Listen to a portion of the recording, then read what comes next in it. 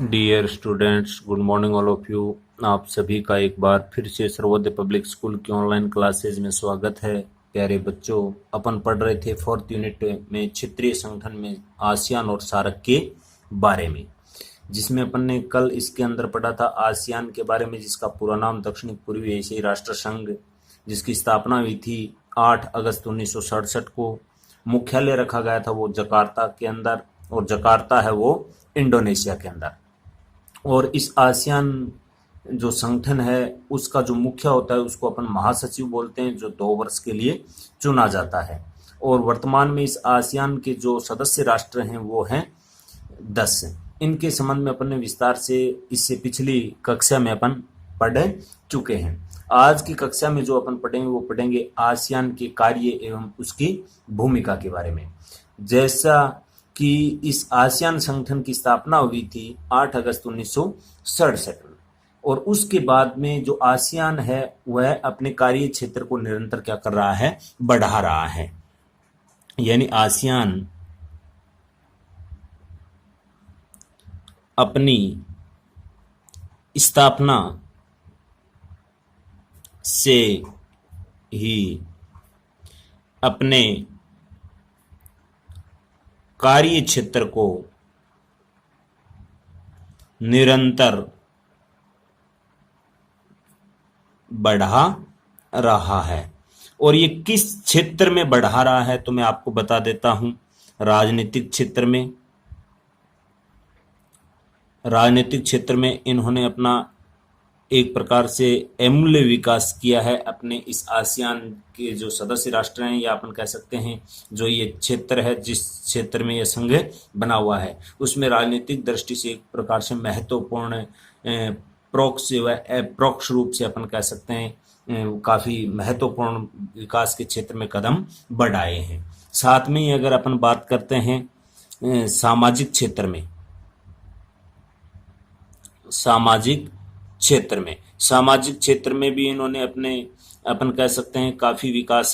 किया है, क्योंकि इसका उद्देश्य ही था राजनीतिक, सामाजिक, तकनीकी क्षेत्र में अपने क्षेत्र का क्या करना, विकास करना, या अपन कह सकते हैं आत्मनिर्भरता के लिए इस क्षेत्र के लिए, या अपन कह सकते हैं विश्व में एक प्रकार से इस क्षेत्र का प्रभाव छोड़ने के लिए इस प्रकार से राजनीतिक,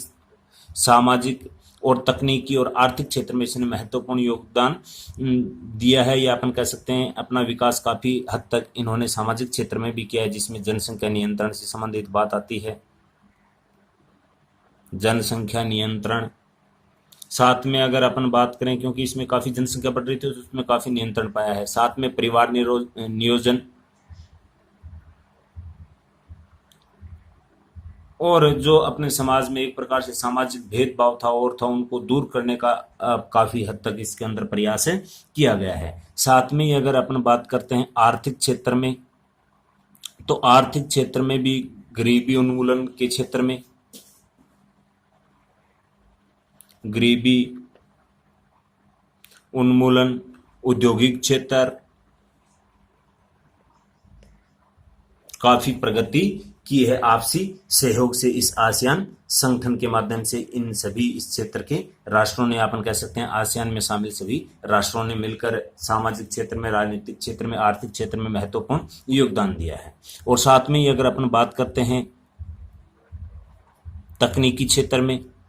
तो तकनीकी क्षेत्र के अंतर्गत भी अपन कह सकते हैं काफी विकास किया है, जिसमें अपन अच्छे से जानते हैं 1969 के अंदर संचार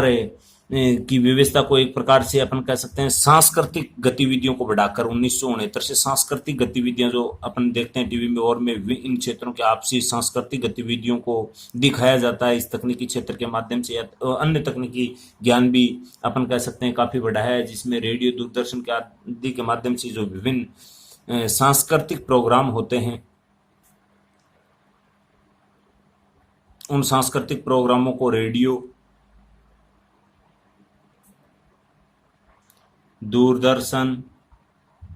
आदि के माध्यम से दिखाया जाता है, या अपन कह सकते हैं विभिन्न कार्यक्रमों के माध्यम से इनके जो अनुबंध होते हैं सांस्कृतिक गतिविधि संचार व्यवस्था के तहत, उनको आपस में आदान प्रदान किया जाना तय हुआ था 1969 में। साथ में ही इस क्षेत्र के अंतर्गत पर्यटन को बढ़ावा देने के लिए पर्यटन को बढ़ावा देने के लिए इस आसियान क्षेत्र में एक अलग से संगठन बनाया था, आसियान्टा। और इस आसियान्टा के तहत एक अपन कह सकते हैं कि बगैर वीजा के जो इस आसियान क्षेत्र के अंतर्गत जो शामिल राष्ट्र हैं वो अपने आबाद रूप से एक प्रकार से पर्यटन कर सकते हैं, या अपन कह सकते हैं कि एक प्रकार से बगैर किसी वीजा के परस्पर पर्यटन को बल दिया गया था इस आसियान्टा संगठन के तहत। आसियाना ये संगठन बना था जो आसियान में शामिल राष्ट्र उन्होंने बनाया था, किसको बढ़ावा देने के लिए? पर्यटन को बढ़ावा देने के लिए। और इसके तहत जितने भी ये आसियान के अंदर शामिल राष्ट्र हैं, आसियान में शामिल राष्ट्र बगैर किसी वीजा के पर्यटन को बढ़ावा दिया गया था। ये भी अपन को ध्यान में रखना है। और साथ में अगर अपन बात करते हैं कृषि क्षेत्र में भी खाद्यान्न आपूर्ति में आत्मनिर्भरता, किस प्रकार से वो आत्मनिर्भर बन सकते हैं, अपन कह सकते हैं कि खाद्यान्न उत्पादन में प्राथमिकता देने, और किसानों को जो पहले कभी ऐसा नहीं हुआ था, ऐसी वर्तमान न्यूनतम तकनीकी शिक्षा देकर एक प्रकार से कृषि क्षेत्र में भी काफी विकास के कार्य किए हैं। और इस तरह अपन देख सकते हैं कि जिन देशों में स्वतंत्र व्यापार क्षेत्र स्थापित करने के लिए प्रयास जारी हैं, उसमें आपस में, जिससे आसियान क्षेत्रों में आपस में इन सभी के कारण ही एक प्रकार से अपन कह सकते हैं आयात निर्यात संभव हुआ है। तो ये आसियान के महत्वपूर्ण थे कार्य जो अपन को ध्यान में रखने हैं, पूछे जा सकते हैं। अब इससे आगे का जो टॉपिक है वो है भारत और आसियान, यानी भारत में आसियान से किस प्रकार अपना महत्वपूर्ण योगदान दिया, या अपन कह सकते हैं भारत का आसियान राष्ट्रों के साथ किस प्रकार से सदस्यता ग्रहण की थी, और किस प्रकार से वर्तमान में सदस्य हैं, और किस प्रकार से अपना वो महत्वपूर्ण योगदान दे रहा है। तो भारत आसियान अपन कह सकते हैं संबंध किस प्रकार के हैं, तो अपन अच्छे से जानते हैं 1992 में तो क्षेत्रीय संवाद सहयोगी के रूप में बना था भारत। उसके बाद में अपन अच्छे से जानते हैं जुलाई 1996 में जो भारत है वो आसियान का एक पूर्ण संवाद सहभागी के रूप में सदस्य बना था, यानी 26 जुलाई 1996 को भारत पूर्ण संवाद सहभागी के रूप में, या अपन कह सकते हैं सहयोगी के रूप में इसका सदस्य राष्ट्र बना था, यानी भारत ने इसकी सदस्यता ली थी, किसकी? आसियान की। और अपन अच्छे से जानते हैं साथ में जो एआरएफ था, एआरएफ की भी 1996 में सदस्यता ग्रहण की थी, जिसको अपन एशियाई क्षेत्रीय फोरम बोलते थे, एशियन रीजनल फोरम, एशियाई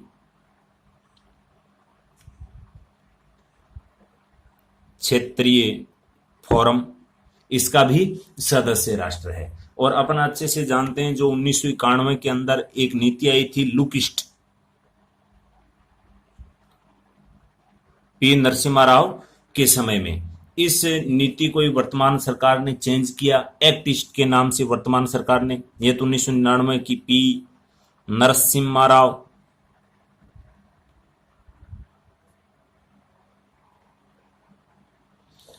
ने यह जारी की थी, और वर्तमान सरकार ने जो मोदी सरकार है, या अपन कह सकते हैं मोदी सरकार ने इसको चेंज कर दिया है एक्ट ईस्ट पॉलिसी। और इस पॉलिसी का मूल मकसद इस आसियान के क्षेत्र की ओर ही प्रदर्शित करता है। और इस नीति के तहत जो दक्षिण पूर्वी एशिया के देश हैं उनके साथ भारत के जो संबंध हैं उनको मजबूत करने की बात आती है। तो ये है भारत पाक की जो प्रारंभिक अपन कह सकते हैं एक प्रकार से आसियान के प्रति जो सुझाव है, या अपन कह सकते हैं एक प्रकार से उनका रुझान है, वो इस प्रकार से बढ़ रहा है। और इसी के कारण जो ये पहले जो लुक ईस्ट थी, वर्तमान में एक्ट ईस्ट है। इसी के कारण इसमें भारत का प्रभाव लगातार बढ़ रहा है, जिसमें भारत का व्यापार लगभग अब इस आसियान क्षेत्रों में बढ़कर 5 गुना हो गया है। और वर्तमान में भारत की जो एक्ट ईस्ट नीति है, जो एशिया प्रशांत क्षेत्र में अभूतपूर्व सफलता प्राप्त की है, ऐसी सफलता पहले कभी भी प्राप्त नहीं की थी। और साथ में अगर अपन देखते हैं आसियान क्षेत्र में बढ़ती हुई जो भूमिका है भारत की, उसमें मुख्यतः 3 कारण आते हैं। अब भारत की भूमिका किस रूप में बढ़ रही है? एक तो अपन देखते हैं कि भारत की जो अर्थव्यवस्था है वो तेजी से उभर रही है। भारत की अर्थव्यवस्था तेजी से उभरना, और तेजी से उभरती अर्थव्यवस्था के लिए आवश्यकता है कि इस प्रकार से अपने को बाहरी संबंध बनाने आवश्यक हैं पड़ोसी राष्ट्रों के साथ, विशेषकर जो आसियान में पूर्व में अपने पास में है उनके साथ, जिसमें मेक इन इंडिया के तहत भारत में केवल राष्ट्रीय कंपनियां ही नहीं, बहुराष्ट्रीय कंपनियों को भी यहां पर आमंत्रित किया, उनको प्रोत्साहन दिया जा रहा है, जिसमें वियतनाम और सिंगापुर ने प्रत्यक्ष विदेशी निवेश के जो अपन कह सकते हैं जो नवीन कीर्तिमान हासिल किए हैं, वो इस आसियान क्षेत्र में विश्व की एक अपन कह सकते हैं ये पूरा आसियान क्षेत्र आता है, जिसमें ये 10 राष्ट्र वो विश्व की 7वीं अर्थव्यवस्था के रूप में देखा गया है। तो जहां एक और इस प्रकार से जो देश की राष्ट्रीय और जो बहुराष्ट्रीय कंपनियां इस प्रकार से स्थापित हो रही हैं, उनके लिए एक प्रकार से अपन कह सकते हैं उनके उत्पाद को खपाने के लिए बाजार की आवश्यकता है। और वो बाजार अपन को कहां से प्राप्त हो रहा है या वो अपने को कौन दे रहा है? ये आसियान क्षेत्र दे रहा है। इस कारण भारत का जो अपन कह सकते हैं कि एक प्रकार से प्रभाव कह सकते हैं, या भारत की जो आसियान के प्रति भूमिका है वो महत्वपूर्ण हो जाती है। यह तो हो गया इसका पहला कारण। दूसरा कारण यह है कि भारतीय अर्थव्यवस्था न केवल बाजार की आवश्यकता के लिए ही है,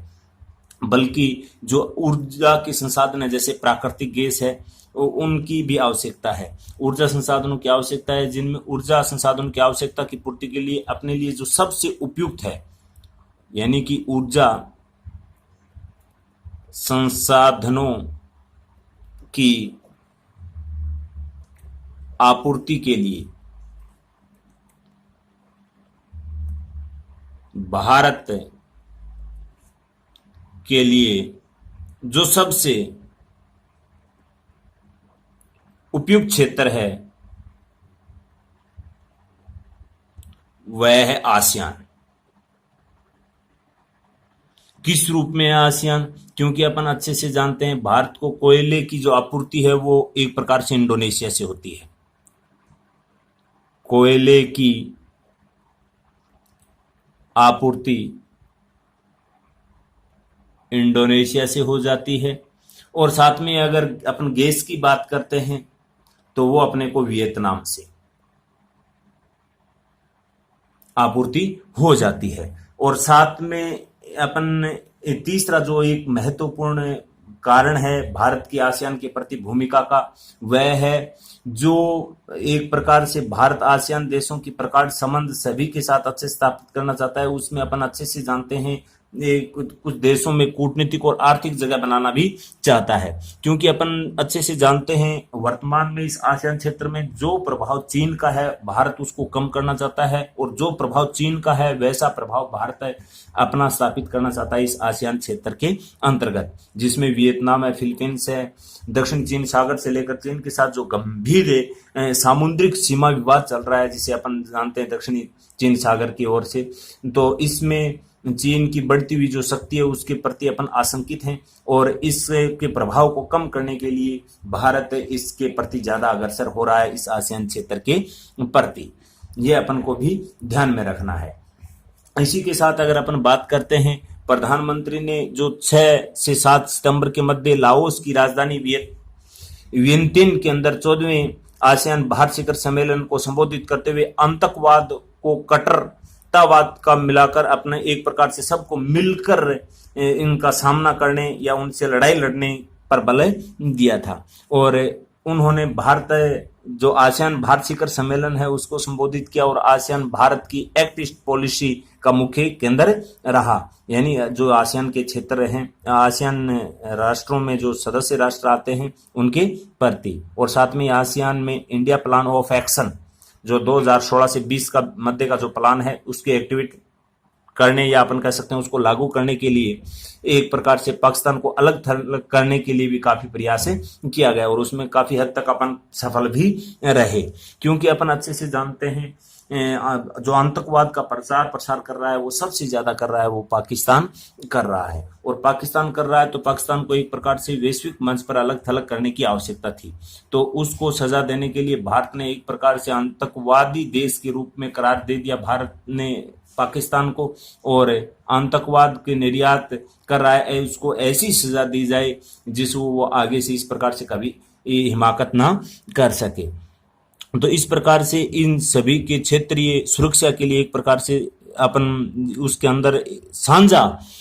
खतरा बताते हुए एक प्रकार से आपसी सहयोग के साथ इस प्रकार की लड़ाई लड़ी जाए जिसमें आतंकवाद को समाप्त किया जा सके। तो इस प्रकार से भारत की एक महत्वपूर्ण भूमिका रही है इस आसियान के क्षेत्र के अंतर्गत। अब अगर अपन देखते हैं आसियान का योगदान क्या रहा है वैश्विक मंच पर, यानी कि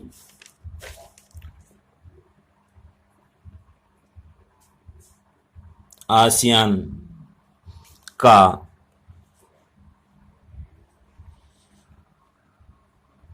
योगदान। तो आसियान की स्थापना हुई थी 8 अगस्त 1967 के अंदर। तब से लेकर इसके 28वें शिखर सम्मेलन तक आसियान के सारे कार्यक्रम उपलब्धियों को विश्लेषण कर अपन अगर पता करें तो जो जिस उद्देश्य के लिए इस आसियान की स्थापना की गई थी कि विश्व में सामाजिक आर्थिक जो इस क्षेत्र की विशेष पहचान बने, राजनीतिक सामाजिक आर्थिक और तकनीकी क्षेत्र में आपसी सहयोग से आसियान में शामिल जो सदस्य राष्ट्र हैं वो एक प्रकार से विश्व में अपनी एक अलग पहचान बनाए, इस उद्देश्य के लिए ये जो इस आसियान की स्थापना की गई थी वो उद्देश्य ये पूर्ण तो नहीं कर पाया है, लेकिन अपन ये भी नहीं कह सकते ये असफल रहा है, इसने काफी हद तक सफलता भी प्राप्त की है, जिसमें आसियान जो यूरोपियन साझा बाजार की तरफ है जो सफल नहीं हो सका है। यानी कि पहले इनका जो प्रभाव था जो एक प्रकार से ज्यादा पश्चिमी राष्ट्रों में बढ़ रहा था, आज भी है लेकिन उतना नहीं है, लेकिन ये उतना भी सफल नहीं हुआ है जितना यूरोपियन साझा बाजार में शामिल जो सदस्य राष्ट्र थे वो शामिल होकर एक प्रकार से यूरोपीय क्षेत्र को एक प्रकार से आगे बढ़ाया, उतना ये आगे नहीं बढ़ पाया। उसके पीछे रीजन ये है आसियान में जितने भी शामिल सदस्य राष्ट्र हैं उनकी एक प्रकार से अपन कह सकते हैं आर्थिक स्थिति है वो बहुत कमजोर है। आर्थिक स्थिति कमजोर होने के कारण ये सदस्य राष्ट्र हैं वो आवश्यक जो पूंजी होती है, आवश्यक पूंजी उसको अपन कह सकते हैं कि एक प्रकार से देने में क्या रहते हैं असमर्थ रहते हैं, जिसके कारण से वो एक प्रकार से आसानी से क्रय विक्रय या किसी नीति को एक प्रकार से मजबूत तरीके से लागू नहीं कर पाते हैं। तो इस प्रकार से ये अपन कह सकते हैं आसियान है वो एक प्रकार से अपने जो उद्देश्य थे उनको पूर्ण नहीं कर पा रहा है। और साथ में अगर अपन बात करते हैं जो ये सदस्य राष्ट्र हैं इनके आपसी हितों की वजह से अंतर्राष्ट्रीय स्तर पर कई बार विवाद भी उठे हैं, और उन विवादों में अपन अच्छे से जानते हैं इनकी जो सदस्य राष्ट्र हैं आसियान के अंदर उनका जो रुझान है वो ज्यादा पश्चिमी राष्ट्रों की तरफ है रहा है अपनी सुरक्षात्मक दृष्टि को देखते हुए। और इस दृष्टि में अगर देखें आसियान में काफी ऐसे राष्ट्र भी हैं जिनमें जो विदेशी जो सैनिक हैं उनके हवाई अड्डे भी स्थित हैं। तो अपन कह सकते हैं कि इनकी विभिन्न प्रकार से आलोचना भी होती है, लेकिन विभिन्न आलोचनाओं के बावजूद इन्होंने काफी हद तक वैश्विक मंच पर अपनी एक प्रकार से प्रतिष्ठा स्थापित की है। तो ये हुआ आज के लिए ये अपने आसियान क्षेत्र के बारे में जिसके स्थापना उद्देश्य के बारे में कल पढ़ा। आज अपन ने पढ़ा है इस आसियान के जो महत्वपूर्ण कार्य हैं और उनकी भूमिका क्या रही है उनके बारे में, और भारत का आसियान के साथ किस प्रकार से संबंध रहा है, क्या उनकी कार्य प्रणाली रही है और वर्तमान में इनका क्या योगदान है। यानी अनेक आलोचनाओं के बावजूद आज भी इनका एक प्रकार से स्थान है वो प्रतिष्ठित बना हुआ है आसियान का। इसी के साथ ये आसियान टॉपिक अपना समाप्त होता है। कल पढ़ेंगे अपन सार्क के बारे में विस्तार से। आज के लिए इतना ही, धन्यवाद।